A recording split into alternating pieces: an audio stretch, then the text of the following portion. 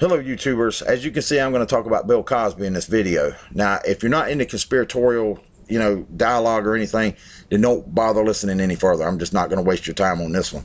But that's where I'm going to go with this, because something has just not passed the smell test with me with Bill Cosby. And it's not him, it's all these allegations against him. Why did the women wait so long? Why did they just all of a sudden just come out the woodwork and say that he drugged them? Honestly, and I've even talked to my grandmother about this, I don't think that Bill Cosby would have to revert to using a drug on a woman to have his way with them. I think he's confident. I think he holds himself with confidence. He has a good enough education. He's a comedian. He can use comedy, and he could have a woman. I mean, he could have a woman almost eaten out of his hand with just words. It won't work with every woman, but he would have probably more success than failures. Unless he is like every other celebrity, has some kind of deep, dark fantasy behind the scenes. When the camera's on him, he plays Wholesome Bill, and then when the cameras are off, he plays the hellion. I don't know. But I've heard a lot of people say that Bill Cosby's a Freemason. Now, I could not find anything on him like that. No pictures, no nothing. I did find this picture, but it's got Sidney Poitier and Bill Cosby. And this looks like a picture from a movie.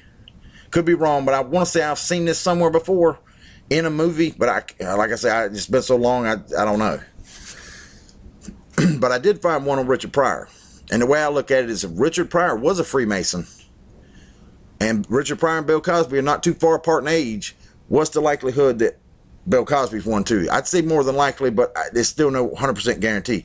Now, if Bill Cosby's not a Freemason, this theory of mine can still work, because what he would be doing, instead of rocking the boat from the inside, which is a no-no, he'd be rocking the boat from the outside, and they got to deal with that too.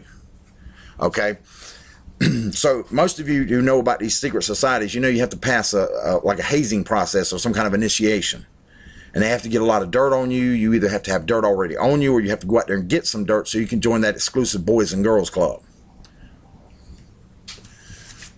But I remember Bill Cosby in the 1990s going into the black communities, and he was standing on that proverbial soapbox, and he was chastising black America.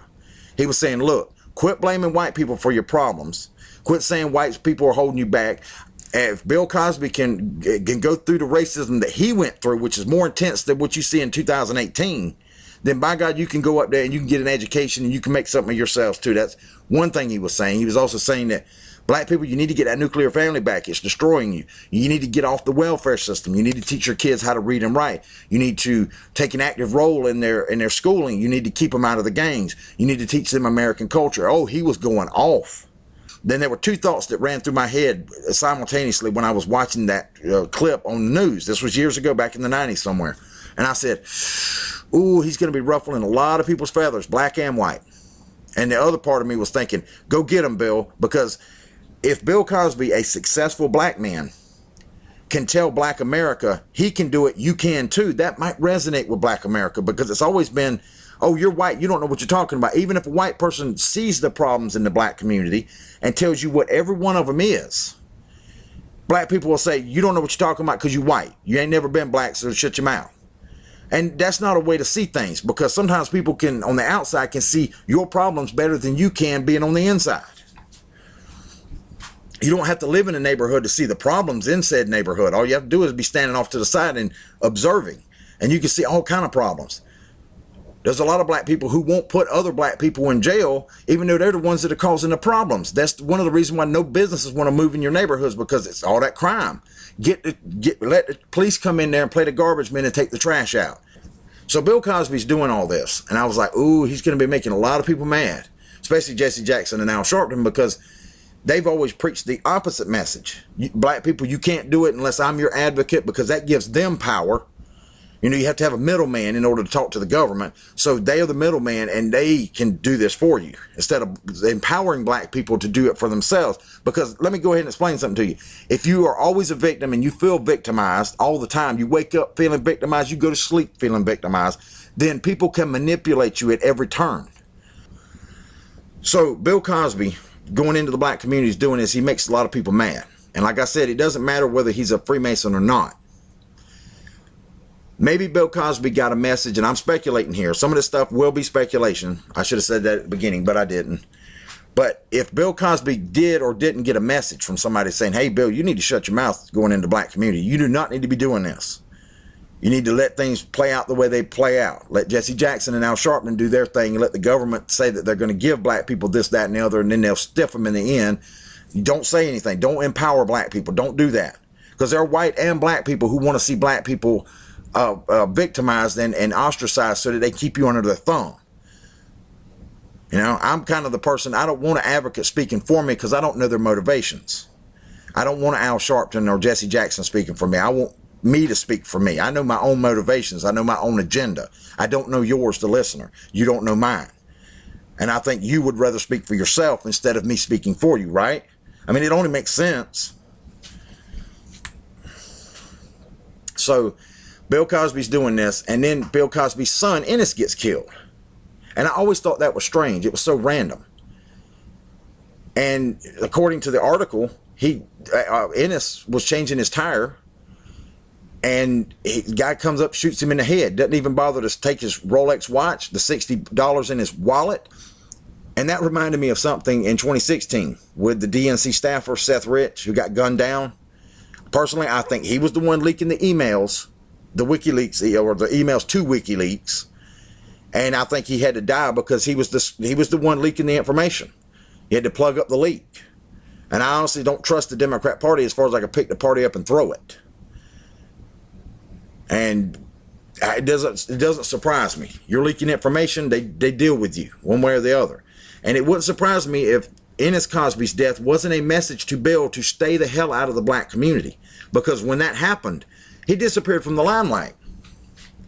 And when Bill Cosby came back into the limelight to some degree in around 2004, 2005, he was still preaching his message to some degree. I don't think he had gone on the crusade he went on in the 90s, but he was still preaching that message. And I think, just speculation on my part, but I think he was doubly ruffling the feathers of the people he pissed off in the 1990s. And they said, what's it going to take to shut this man up? We've already taken his son out. Will we take one of his daughters out now? I know what we'll do. We'll discredit him. Then he can stay on the chessboard, but nobody will want to listen to him anymore. And then they go get the 40 women. They already knew about the sex scandals. Bill has already admitted to that. He's already admitted to the drug use, but he has never admitted, as far as I know, to slipping drugs into their drink or something, like unbeknownst to the woman. So there's a problem here. And I know I'm giving Bill a lot of leeway here, but nothing has passed the smell test with me. I mean, it really hasn't. And I think they're trying to discredit Bill Cosby, because if his message resonated in the black community, black America, you would finally be free of the Jedi mind trick that I believe you've been under for a long time. You can't do it on your own. You have to have an advocate. Black people are stupid, or black people are whatever. And you always have to blame, you have to have a boogeyman and a victim. And the boogeyman is us white people, especially white guys like myself, and you're always the victim. I would hate to live my life as knowing that I'm just a victim wherever I go. If I win the lottery, I'm still a victim. If they hand me the keys to the universe, I'm still a victim. It's like, when do you not feel like a victim? You've been brainwashed into it. And they can manipulate you wherever they want you. They get you mad enough, they'll be burn, Hollywood burn. Same kind of stuff. They do this all the time. Don't be a pawn for the government. Especially not the government, because the government's the one who screwed over the black people. The government's the one who screwed over the Indians and said, we're not going to make you move out west, and then they pushed them out west. They always renege on the deals. They're the ones who got in bed with Saddam Hussein and then killed him later. Same ones, just different players. It's the SSDD, same crap, different day, if you know what I mean. But one thing I will add to this is Bill Cosby, on one of his old comedy shows, Bill Cosby himself, he was always talking about brain damage. Bill, why did you paint yourself up as a wholesome guy who didn't do drugs and didn't cheat on his wife? I don't know. Brain damage. All right, folks, I'm out. Peace.